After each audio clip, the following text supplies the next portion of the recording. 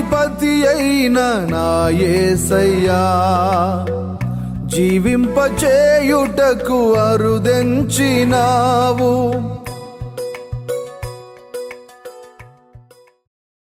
మన రక్షకుడు ప్రభువునైన యేసుక్రీస్తు నామంలో మీకందరికీ కూడా శుభములు తెలియజేస్తూ ఉన్నాను.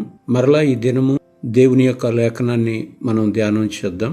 ఇర్మియా గ్రంథం 23వ అధ్యాయము 28వ వచనం. కలకనిన ప్రవక్త ఆ కలను చెప్పవలెను, నా వాక్కు ఎవనికుండునో వాడు సత్యమును బట్టి నా మాట చెప్పవలెను. ధాన్యముతో చెత్తకు ఏమి సంబంధము? ఇదే యెహోవా వాక్కు. ఇర్మియా గారి చేత వ్రాయబడిన మాట. ఇక్కడ 2 విషయాలు కనబడుతున్నాయి. ఒకటి ధాన్యము, 2 చెత్త. ప్రజలు ధాన్యాన్ని వినియోగిస్తారు, చెత్తని పడేస్తారు. ఇక్కడ ధాన్యానికి చెత్తకు ఏమి సంబంధము? ఈ మాట ఏ సందర్భంలో చెప్పాడు అని అనంటే, నిజమైన ప్రవక్తలెవుల్లో, అబద్ధమైన ప్రవక్తలెవుల్లో వాళ్ళను గురించి మాట్లాడుతూ కొంతమంది అబద్ధ ప్రవక్తలు కూడా ఉండి ప్రజల్లో వాళ్ళు కలకంటిని అని లేనిపోయిన అబద్ధాలు చెబుతూ ప్రజలను మోసం చేస్తూ ఉన్న అనుభవాలు ఉన్నాయి. కనుక ఇప్పుడు వాళ్ళందరూ కూడా చెత్తకు సంబంధించిన వాళ్ళు. నిజమైన ప్రవక్తలు ఎవరైతే ఉన్నారో వాళ్ళు ధాన్యానికి సంబంధించిన వారు అని ఇక్కడ ఇర్మియా గారి దగ్గరికి దేవుని యొక్క వాక్కు వచ్చింది. అయితే ధాన్యము, చెత్త ఈ 2 కూడా ఆత్మ సంబంధమైన విషయానికి వచ్చేసరికి చెత్త ఉపయోగపడని భక్తిహీనుల కొరకు పోల్చబడింది. ధాన్యము ఎవరికి పోల్చబడింది అంటే, యేసయ్య రక్తంలో ఎవరైతే కడగబడ్డారో వాళ్లకు మాత్రమే, నీతిమంతులైన వారికి మాత్రమే పోల్చబడింది. చెత్తకు ఏమి సంబంధం ధాన్యంతో అసలు చెత్తకు సంబంధమే లేదు. అర్థం ఏంటి అని అంటే, తర్వాత చెత్త కాల్చబడుతుంది, ఆ యొక్క ధాన్యం మాత్రమే ఇంటికి రైతు సేకరించి తీసుకొని రావడం జరుగుతుంది. కనుక దేవుని బిడ్డలు కాని వారికి ఏమి సంబంధం? వాళ్ళతో కలిసి ఉంటే మనము మన యొక్క భక్తిని కోల్పోయే అవకాశం ఉంటుంది. మనము భక్తిని కోల్పోకుండా ఉండాలి అంటే, మనము ధాన్యంలాగానే ఉండాలి అంటే, గాలికి తూర్పారబడుతున్నప్పుడు ధాన్యాన్ని పొట్టంతా దూరంగా పోయి పడుతూ ఉంటుంది, విత్తనం మాత్రం అక్కడే పడుతుంది. ఇక్కడ ధాన్యానికి చెత్తకు ఏంటి సంబంధం అంటే, అక్కడున్నది ఒకటే, వాయువు. కానీ ఒక ధాన్యాన్ని మాత్రం గాలి ఏం చేయలేకపోతుంది, పొట్టును మాత్రం ధాన్యం నుండి వేరు చేసి దూరంగా పడేస్తూ ఉంది. దీనికి సంబంధించి రిలేటెడ్గా అపొస్తలుడైన పౌలు మాట్లాడుతూ ఆ యొక్క 2 కొరింథీ 6వ అధ్యాయము 14వ వచనంలో, మీరు అవిశ్వాసులతో జోడుగా ఉండకుడి, నీతికి దుర్నీతితో ఏమి సాంగత్యము? వెలుగునకు చీకటితో ఏమి పొత్తు? క్రీస్తునకు బెలియాలుతో ఏమి సంబంధము? అవిశ్వాసితో విశ్వాసికి పాలెక్కడిది? దేవుని ఆలయమునకు విగ్రహములతో ఏమి పొందిక? ఈ మాటలను గమనించినప్పుడు, మీరు అవిశ్వాసులతో జోడుగా ఉండకుడి. అవిశ్వాసులు అంటే విశ్వాసం లేనివాళ్ళు. వాళ్లతో విశ్వాసులైన వాళ్ళు జోడుగా ఉంటే వీళ్ళు ప్రమాదంలో పడే అవకాశం ఉంటుంది, పాపంలో పడే అవకాశం ఉంటుంది. మనం గమనించాలి. కొరింథీ సంఘానికి అపొస్తలుడైన పౌలు మాట్లాడుతూ నీతికి దుర్నీతితో ఏమి సాంగత్యము అంటే, నీతి దుర్నీతి 2 కలిసి స్నేహం చేయలేవు.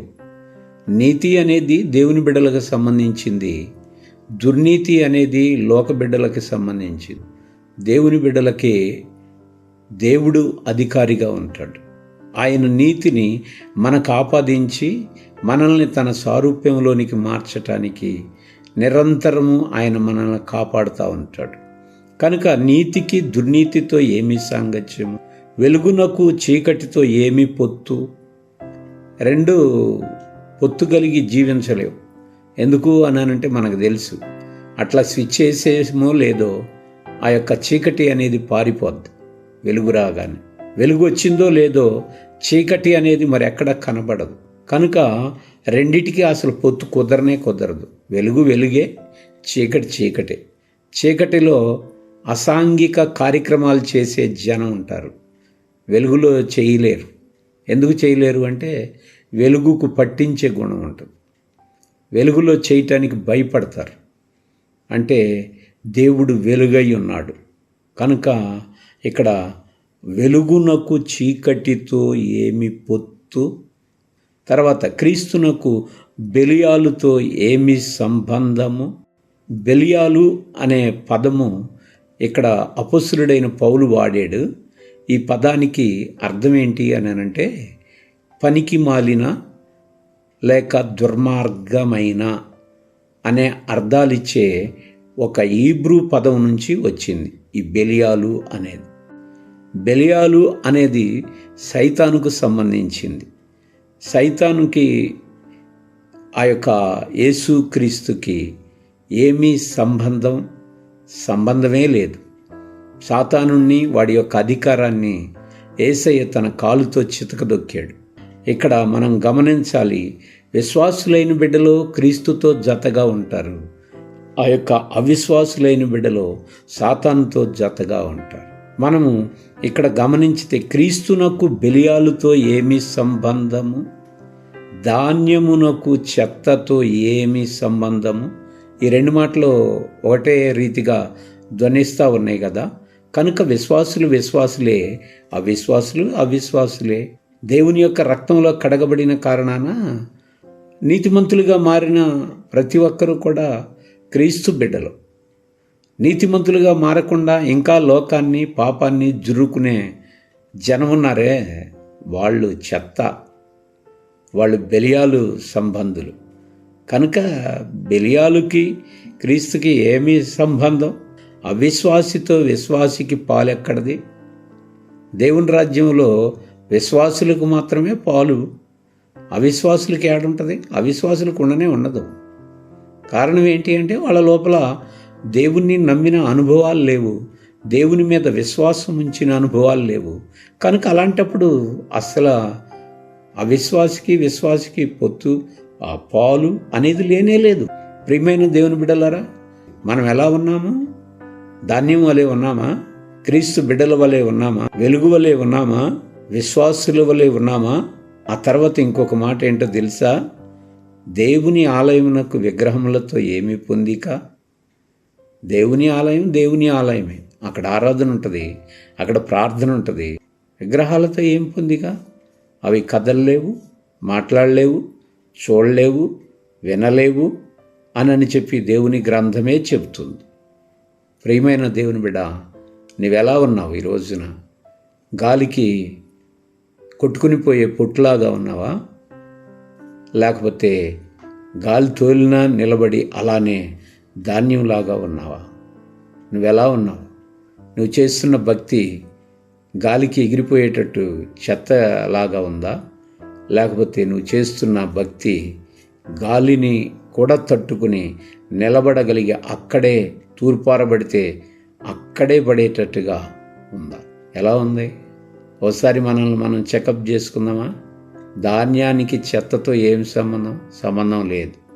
క్రీస్తునకు బెలియాలు తేజం ఏం సంబంధమే లేదు. దేవుని బిడ్డలే, వాళ్ళు నీతి రాజ్యానికి వారసులు. ఆ యొక్క అవిశ్వాసులు దేవునికి వారసులు ఏనాటికి కానేరరు. ఈరోజు మనం ఎలా ఉన్నామో ఒకసారి ఆలోచన చేసుకుని దేవుని యొక్క విజయ పదంలో మనం ముందుకు అడుగులు వేద్దాం. దేవుడి మాటలు తన వినికిడిలో దీవించునుగాక. ఆమేన్. ఈ దినమంతా దేవుని యొక్క కాపుదల, దేవుని యొక్క క్షేమం మీకు, మీ కుటుంబాలకి సమృద్ధిగా ఉండునుగాక. ఆమేన్.